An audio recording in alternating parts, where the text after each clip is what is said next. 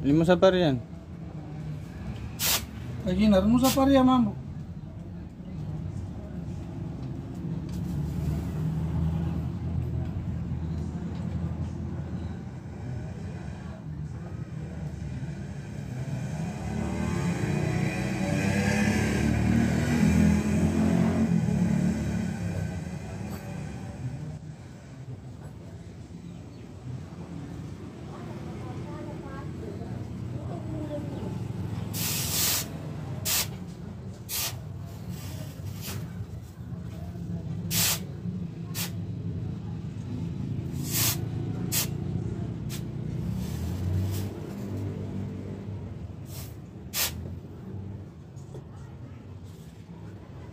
Ito sana ba nagkakuy sa bunin ng makyat?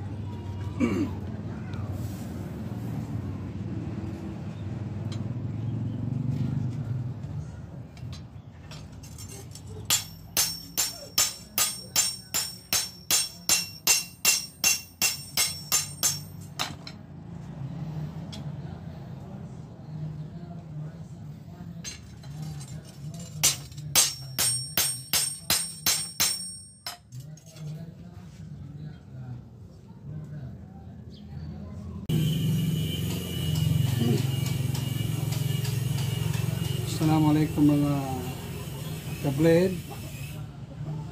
So, meron po tayo ditong isang keeping na patapos na rin po. So, nais ko lang po ito ika-cut test kasi po ito yung request ng may-ari. So, kamakailan lang po, ito rin po yung may-ari ng ginawa natin na kampilan, 21 inches. Nung na-receive niya po yung ating blade ay nag-order siya ulit. So ito po yung order niya, keeping na 17 inches.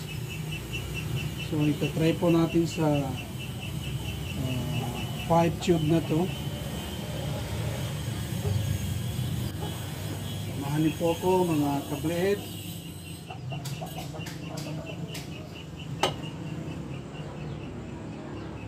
So dito tayo banda sa hindi pa natagana pa.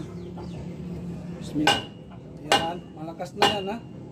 Huwag nyo sabihin. Oh, ayan. So, nasa po natin para klaro. So, ayan po mga kaibigan. Malinis na malinis po. Walang bakas. Walang bangag, hindi siya nayuyupi. So, ito po, malinis na malinis. Ibig sabihin po, nakuha po natin yung 100% na subo.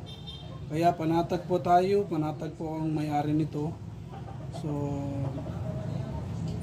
marahil po nagtataka kayo mga ka-blade kung bakit panay testing ko po sa lahat ng aking mga gawang blade.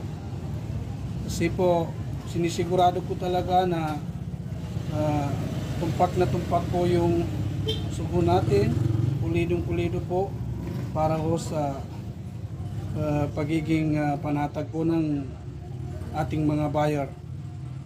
So, minsan na kasi po na minsan na po nagkamali o may pagkukulang, kaya habang maaga po ay umiiwas po tayo sa mga ganung bagay.